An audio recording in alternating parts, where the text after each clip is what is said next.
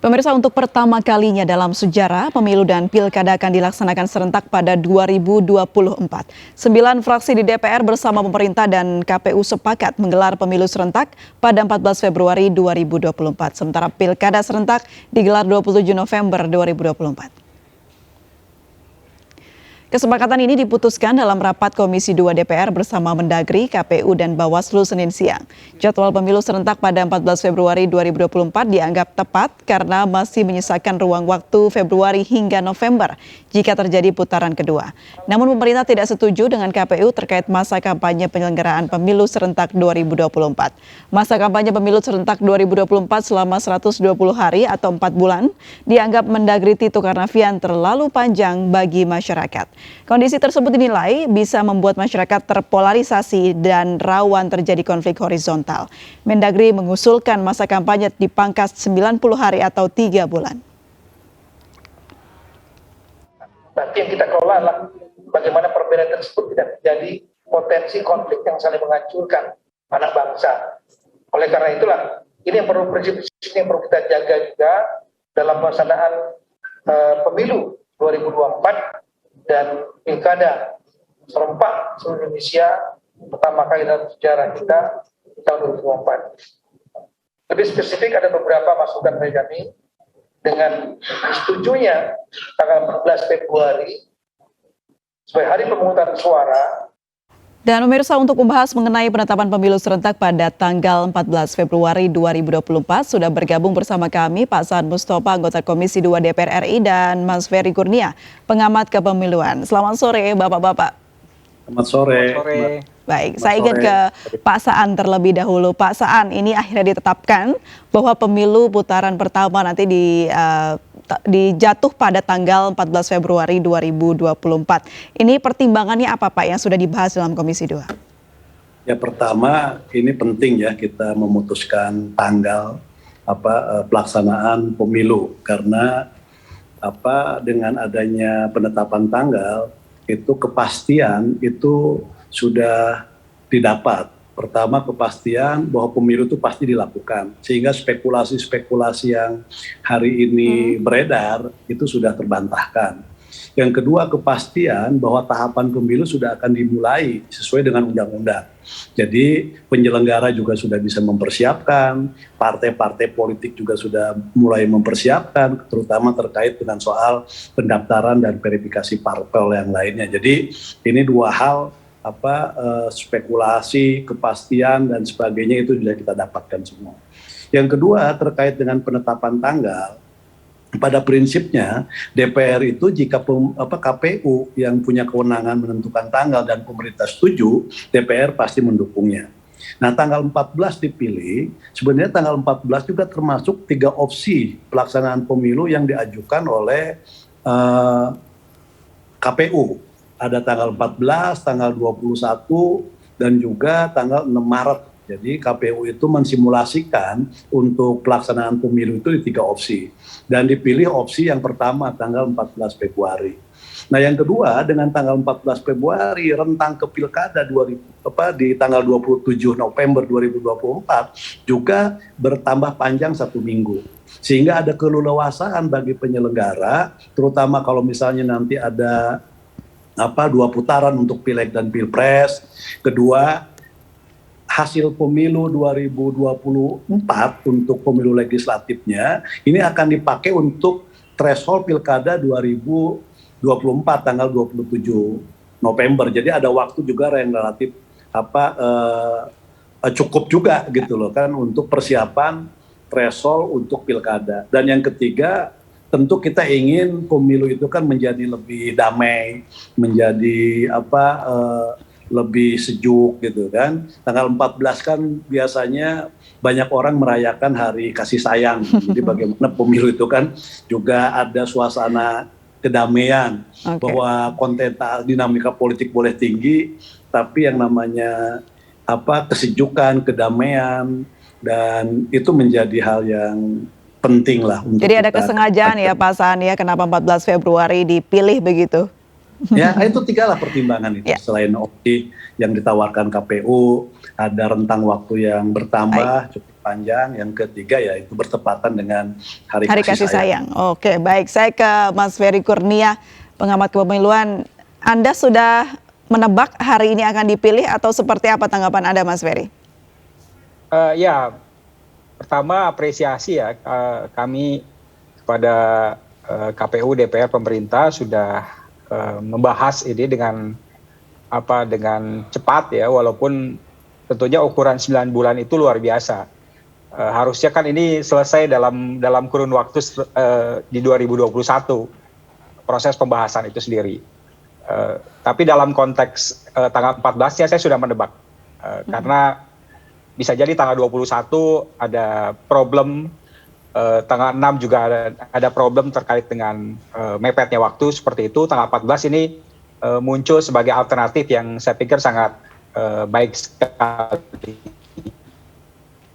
Dan ini kan menjadi bagian dari kewenangan atribusi dari KPU untuk menetapkannya seperti itu. Baik, saya kembali ke Pak Saan. Pak Saan, ini kan kali pertama kita menyelenggarakan pemilu secara serentak begitu. Apakah banyak hal yang harus dipertimbangkan sampai akhirnya lama sekali memutuskannya, Pak Saan? Ya, pertama ada 2 kekhususan dalam pemilu ini.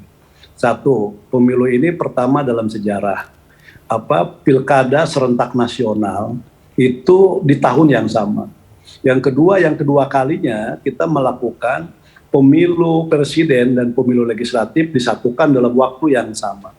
Nah, ini menjadi pemilu kita menjadi yang bebannya paling besar buat penyelenggara dan tentu juga buat pemilih juga harus diedukasi.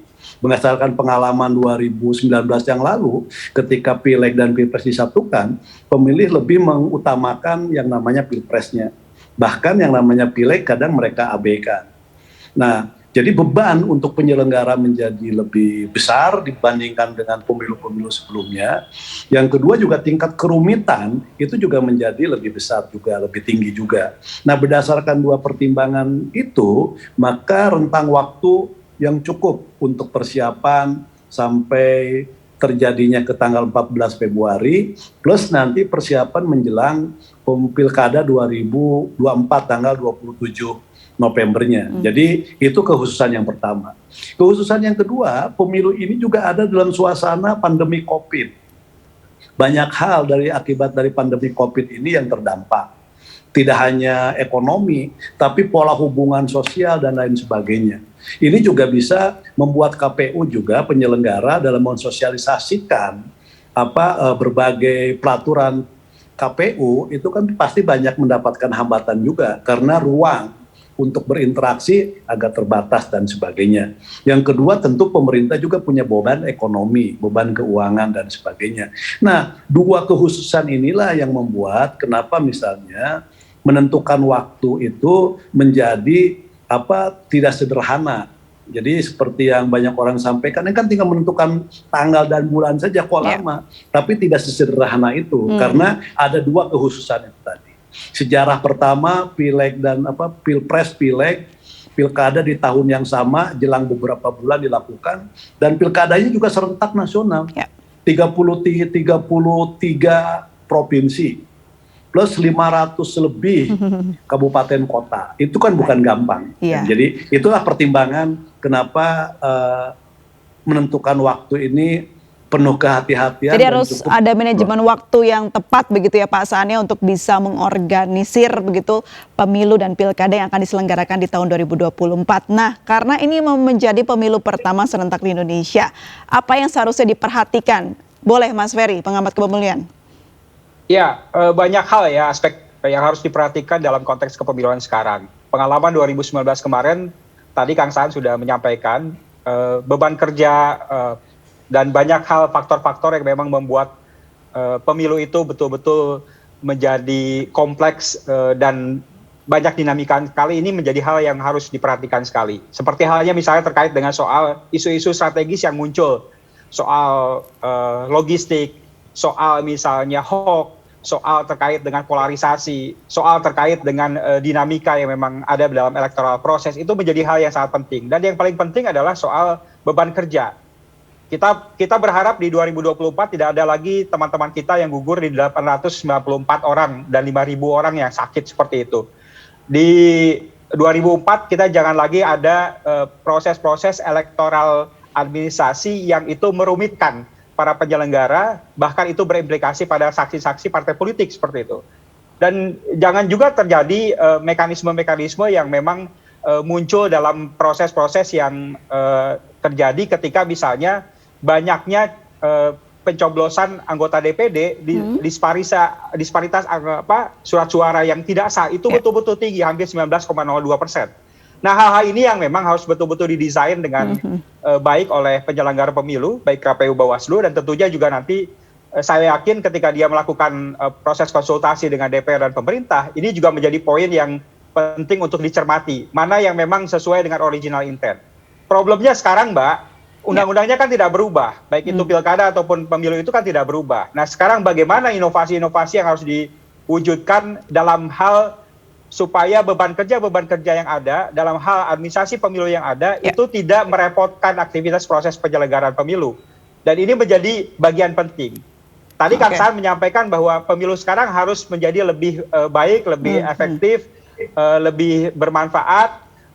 Tapi kalau toh memang beban kerjanya masih seperti 2019, ini agak problematik. Nah, oleh karena itu ini yang harus didorong oleh penyelenggara pemilu untuk membuat satu mekanisme aktivitas proses penyelenggara pemilu di 2024 ini dengan lebih baik lagi seperti itu. Jadi evaluasi 2019 itu cukup untuk semua stakeholder, termasuk saya yakin penyelenggara pemilu DPR dan juga pemerintah melihat bagaimana sisi-sisi yang harus ditutupi untuk menjadi lebih baik di 2024, seperti itu, Pak. Baik, harus berkaca dari pemilu 2019 begitu ya, Mas Ferry. Ya, langsung saja saya tanyakan ke Pak Saan, adakah inovasi lain, Pak, mengingat ini undang-undangnya tetap seperti yang dikatakan Mas Ferry tadi?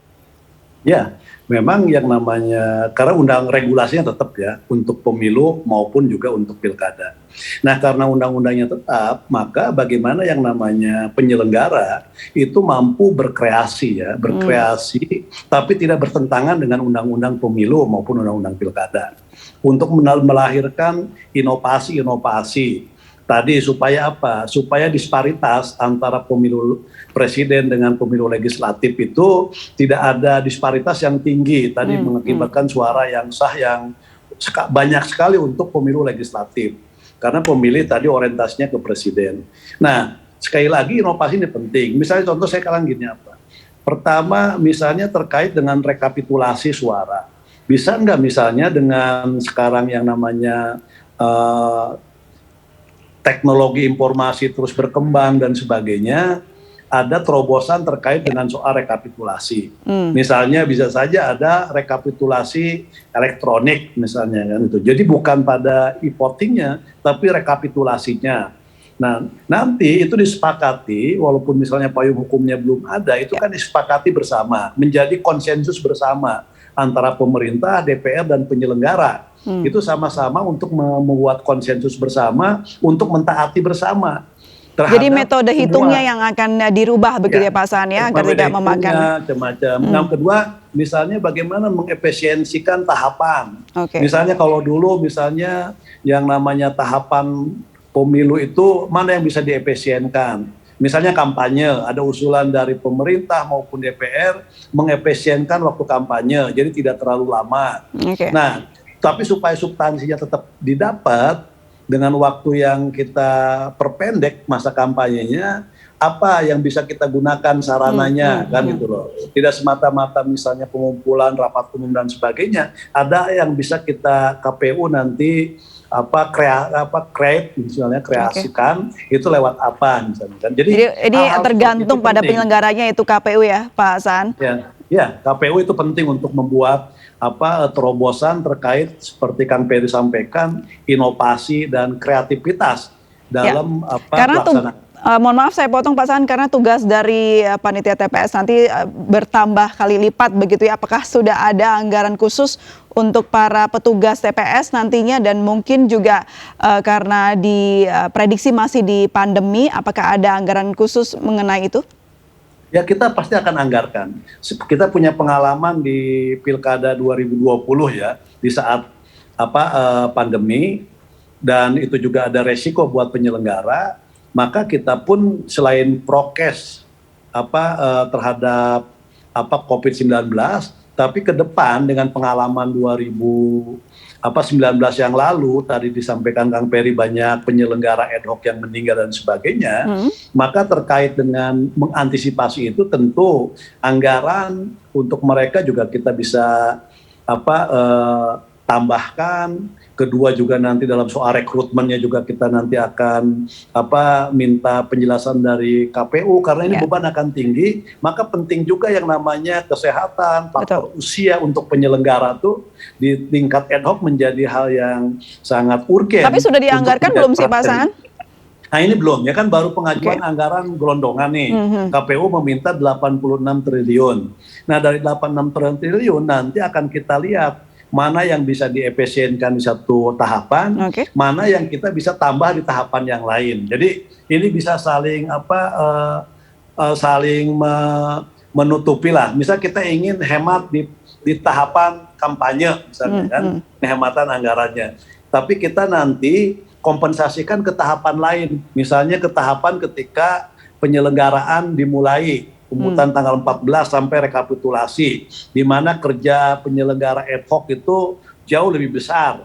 Nah, misalnya bisa kita tingkatkan salary-nya di situ, misalnya untuk para penyelenggara ad hoc. Jadi kita akan bisa lihat. Jadi prinsipnya kita akan menjaga keselamatan para penyelenggara ad hoc. Jadi pengajuan anggarannya masih dalam proses ya Pak Saan ya? Dalam proses. Baik, kita kawal bersama karena yang kita tidak menginginkan hal yang jelek atau mungkin yang kemarin di tahun 2009 terjadi lagi di tahun ini. Mas Ferry, terakhir saja, apa pesan untuk penyelenggara yaitu KPU yang memang ini menjadi ujung tombak penyelenggaraan pemilu di tahun 2024? Ya, Mbak, sebentar lagi Kang Saan dan Bapak Ibu di DPR akan memilih anggota KPU RI. Dan tentunya ini akan menjadi hal yang menjadi fundamen ya, tentu melahirkan sosok-sosok penyelenggara yang memang pertama integritas independen, yang kedua itu betul-betul kolegial, kebersamaan. Jangan sampai orang itu pintar sendiri, tapi betul-betul kolegial. Yang ketiga adalah leadership-nya. Ini kan menjadi penting selain soal kompetensi kepemiluan yang ada. Nah, di tangan mereka, saya pikir ini menjadi hal yang sangat penting untuk meng-create tadi, untuk bagaimana memberikan inovasi-inovasi yang memang ada dalam proses penyelenggaraan pemilu dan pilkada nanti. 2024 itu pertaruhan, Mbak. Pertaruhan. Kenapa? Karena di situ ada pemilu nasional dan ada pilkada. Dengan berbagai catatan-catatan pemilu 2019, ini menjadi hal yang sangat penting untuk kita lihat. Jangan sampai nanti terulang kembali hal-hal yang bersifat patologi atau hal-hal yang memang bersifat problematik seperti itu. Nah, oleh karena itu dikawal dengan penyelenggara pemilu yang mumpuni, yang tentunya bisa bekerja secara kolektif, kolegial, itu akan menjadi hal yang sangat baik sekali dan akan memberikan satu efek terhadap proses penyelenggaraan pemilu di 2024, baik itu penyelenggara pemilu nasional ataupun pilkada dengan lebih baik. Saya yakin itu ketika itu.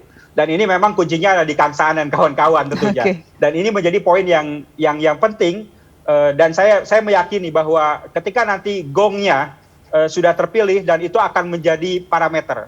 Dan saya yakin teman-teman lembaga NGO, lembaga pemerhati pemilu, masyarakat secara luas akan betul-betul mengawal proses ini.